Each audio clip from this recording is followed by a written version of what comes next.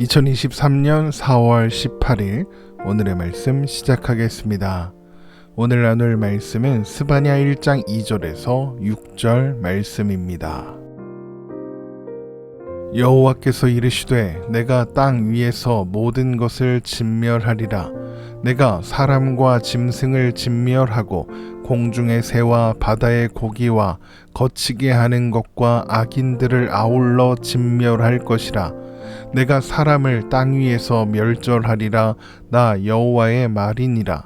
내가 유다와 예루살렘의 모든 주민들 위에 손을 펴서 남아있는 바알을 그곳에서 멸절하며 그마림이란 이름과 및 그 제사장들을 아울러 멸절하며 또 지붕에서 하늘의 무별에게 경배하는 자들과 경배하며 여호와께 맹세하면서 말감을 가리켜 맹세하는 자들과 여호와를 배반하고 따르지 아니한 자들과 여호와를 찾지도 아니하며 구하지도 아니한 자들을 멸절하리라. 아멘. 스가랴서는 요시야가 남유다의 왕이 된 지 얼마 지나지 않은 시기, 요시야 왕은 아직 어리고 그 주위의 정치, 사회, 종교 지도자들이 요시야 이전의 시대인 므낫세와 아몬의 시대부터 이어진 우상 숭배와 타락한 관습에 물들어 있던 시기에 선포된 말씀이다 라고 했습니다. 그래서 스가랴서는 요시야 왕이 가야 하는 길을 제시하고 또 남유다의 지도자들에게 하나님의 심판을 선포하는 말씀이다 라고 했죠. 그래서 스가랴서는 제일 먼저 온 세상을 향한 하나님의 심판을 선포하는 것으로 시작되는 겁니다. 스바냐 1장 2절입니다. 여호와께서 이르시되 내가 땅 위에서 모든 것을 진멸하리라. 성경에서 땅은 단순히 우리가 밟고 서 있는 지면만을 의미하지 않고 창조된 세상 전체를 의미합니다. 그러니까 하나님께서 심판하시는 날, 땅 위에 존재하는 모든 것들을 진멸하겠다라고 하시는 것은 온 세상을 심판하겠다, 온 세상을 진멸하겠다라는 의미가 되는 것입니다. 하나님은 그날에 온 세상의 모든 것, 사람과 짐승, 공중의 새와 바다의 고기는 물론이고 거치게 하는 것과 악인들을 함께 모두 다 진멸하실 것입니다. 스바냐 1장 3절입니다. 내가 사람과 짐승을 진멸하고 공중의 새와 바다의 고기와 거치게 하는 것과 악인들을 아울러 진멸할 것이라. 내가 사람을 땅 위에서 멸절하리라. 나 여호와의 말이니라. 여기에서 악인들과 더불어 진멸하시겠다는 거치게 하는 것이란 걸림돌을 의미하는데 이것은 우상을 가리킵니다. 에스겔 14장 3절입니다. 인자야 이 사람들이 자기 우상을 마음에 들이며 죄악의 걸림돌을 자기 앞에 두었으니 그들이 내게 묻기를 내가 조금인들 용납하랴. 우상은 하나님의 백성들로 하여금 죄악을 행하여 걸려 넘어지게 하는 걸림돌인 것입니다. 우상으로 대표되는 종교는 사람으로 하여금 하나님을 바라보고 그 뜻을 따라가는 삶에서 우상을 향하게 만듭니다. 왜 사람들이 우상을 향하게 되는 걸까요? 그것은 우상에게 자신들의 탐욕을 투영하고 있기 때문입니다. 그러니까 우상은 언제나 탐욕을 채우기 위한 수단인 것이죠.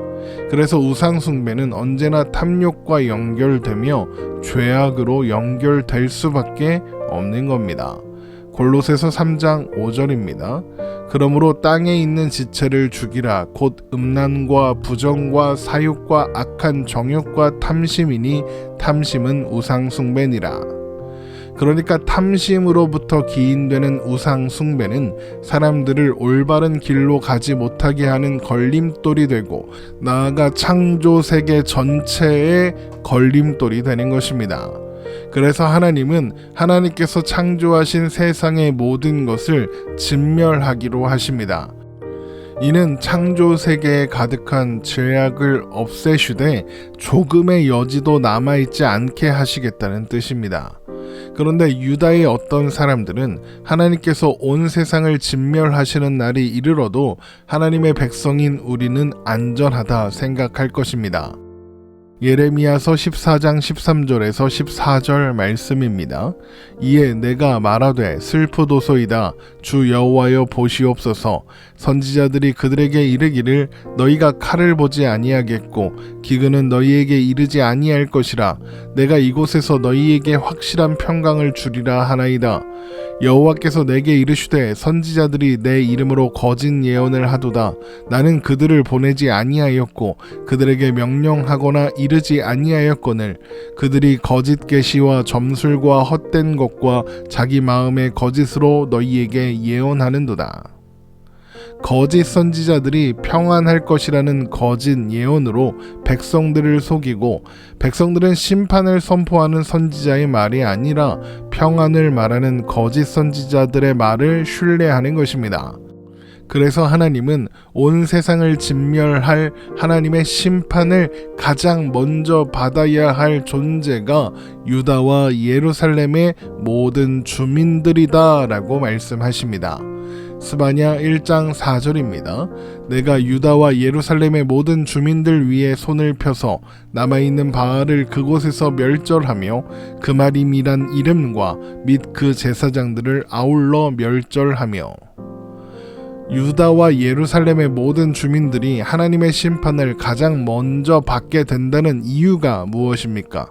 바로 그곳에 바알과 그마림이라는 이름의 바알을 섬기는 제사장들이 있기 때문입니다. 하나님께서 자기 이름을 두시려고 선택하신 곳 예루살렘에 바알이 떡하니 자리를 차지하고 있는 것입니다. 그뿐이 아닙니다. 하나님께서 창조하신 피조물에 불과한 별을 경배하고 암몬 족속의 신으로 어린아이를 제물로 바치는 말감을 섬기고 있습니다. 스바냐 1장 5절입니다. 또 지붕에서 하늘의 뭇별에게 경배하는 자들과 경배하며 여호와께 맹세하면서 말감을 가리켜 맹세하는 자들과. 하나님은 하늘의 만상 곧 해와 달과 별들을 천하 만민을 위해 그 아래에서 살아가도록 창조하신 피조물에 불과하므로 그것에 경배하거나 섬기지 말라고 말씀하셨습니다. 신명기 4장 19절입니다. 또 그리하여 내가 하늘을 향하여 눈을 들어 해와 달과 별들 하늘 위의 모든 천체 곧 너희의 하나님 여호와께서 천하 만민을 위하여 배정하신 것을 보고 미혹하여 그것에 경배하며 섬기지 말라. 그러나 유다의 왕들은 1월 성신 그러니까 별뿐 아니라 해와 달도 신으로 숭배했습니다. 예레미야서 19장 13절입니다. 예루살렘 집들과 유다 왕들의 집들이 그 집 위에서 하늘의 만상에 분향하고 다른 신들에게 전제를 부음으로 더러워졌은즉 도배 땅처럼 되리라 하셨다 하라 하시니. 보이지 않는 하나님을 버리고 눈에 보이며 찬란한 빛을 내는 해와 달과 별의 마음을 빼앗긴 것입니다. 그뿐입니까? 말감을 향해 맹세도 합니다. 이것이 무엇을 의미하겠습니까? 말감에게 자신의 어린아이를 바치겠다는 맹세를 한다는 겁니다. 내 아이를 바칠 테니까 말감은 내 정성에 응답하여 내가 원하는 일을 이루어 달라 이렇게 하는 겁니다. 탐심이 우상에 걸려 넘어지게 하고 있는 것이죠. 유다와 예루살렘에 속한 모든 사람들이 우상으로 자신들의 삶과 마음을 가득 채우고 있는 것입니다. 하나님은 이것을 자기를 위하여 하나님이 아닌 다른 주인, 하나님 아닌 다른 왕을 찾고 의지하고 구하는 배반 행위로 규정하시고 배반한 모든 자들을 멸절하겠다고 하십니다. 스바냐 1장 6절 말씀입니다. 여호와를 배반하고 따르지 아니한 자들과 여호와를 찾지도 아니하며 구하지도 아니한 자들을 멸절하리라. 하나님은 그들이 왕으로 주인으로 섬긴 모든 것들을 멸절하실 것입니다. 이는 유다와 예루살렘 사람들이 의지하고 경배했던 바알과 말감, 1월 성신은 하나님께서 진멸하고자 하시면 언제든 멸절되어 흔적도 남지 않게 될 존재에 불과하다는 것을 보여주시는 겁니다. 하나님은 하나님께서 자기 이름을 두시려고 택하신 성읍 예루살렘과 유다만의 하나님이 아니라 온 천하 만물을 지으신 창조주이시며 주권자이십니다. 그런데 하나님의 백성들이 피조물에 불과한 것들의 마음을 빼앗겨 모든 것들이 가리키고 있는 모든 것의 근원이신 하나님을 버린 겁니다. 하나님만이 그들을 사랑하시고 그들을 지키실 수 있는데, 하나님만이 그들의 유일한 피난처시요 산성이신데 스스로 피난처와 가장 강력한 산성을 버린 것입니다. 그러면 그 앞에 어떤 일이 기다리고 있을지는 불보듯 뻔하지 않습니까? 멸망입니다. 그러니까 유다와 예루살렘은 스스로 멸망을 선택하고 있는 겁니다. 물론 그들은 멸망이 아니라 평안을 원했을 겁니다. 하나님 없는 평안, 내가 바라는 평안, 내 마음대로 하는 평안을 원하는 것이죠. 내 마음대로 하고 싶은 마음, 그걸 뭐라고 합니까? 탐심이라고 합니다. 탐심 때문에 하나님을 버린 것이고, 탐심 때문에 1월 성신이니 우상이니 그런 것들을 섬긴 것입니다. 그러나 하나님은 분명히 말씀하십니다. 1월 성신 또 우상들은 아무것도 아니라고 말입니다. 하나님이 진멸하기로 하시면 그냥 사라질 것들에 불과합니다. 영원하지도 않고 영원할 수도 없는 그런 것들에 불과한 것이죠. 결국 하나님께서 모든 것을 진멸하겠다 하시는 심판의 선포는 현재의 세상이 영원하지 않을 것이며, 혹 현재의 세상이 크고 강하고 그래서 힘이 있어 보인다 해도 견고하지 않다는 것을 드러내시는 거죠. 우리가 살아가는 오늘이라고 해서 크게 다르겠습니까? 물론 우리들은 바알을 섬기거나 말감에게 자기 어린 아이를 가져다 바치는 그런 일은 하지 않습니다. 그러나 이 세상에는 여전히 탐심이 가득합니다. 자신의 탐심을 채우기 위해 자녀들을 말감보다 더한 자리로 밀어놓고 있습니다.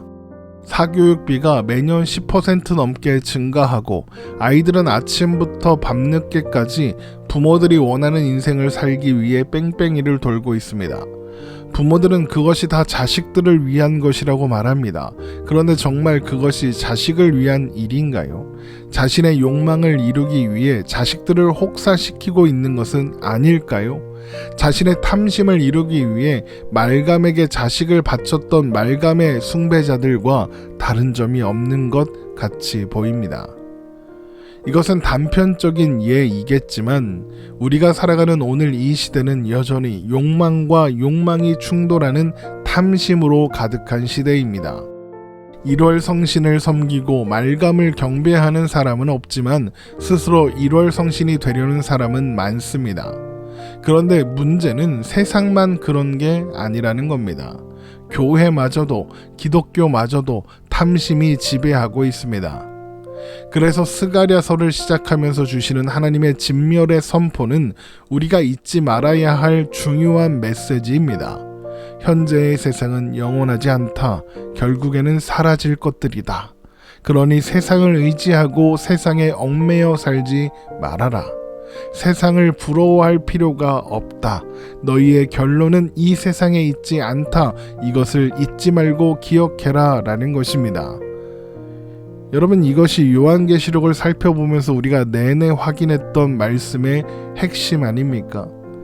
영원하지 않을 것을 바라보고 의지하고 따라다니느냐? 허비할 시간이 없습니다.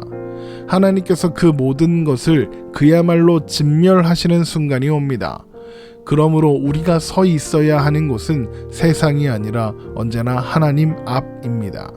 세상이 아니라 하나님을 찾고 의지하고 구하는 것이 사는 길입니다. 1월 성신처럼 반짝거리는 그 세상의 이면을 보십시오. 그리고 그 결말을 기억하십시오. 세상에서 살아가지만 우리는 세상의 메인 존재가 아니라 하나님 안에서 하나님께 매여 사는 하나님의 자녀, 하나님의 백성이라는 사실을 항상 기억하시기 바랍니다. 그래서 세상 가운데 살아가지만 세상에 휩쓸리지 않도록 하나님을 바라보고 의지하며 오늘을 살아가는 우리가 되기를 주님의 이름으로 축원합니다.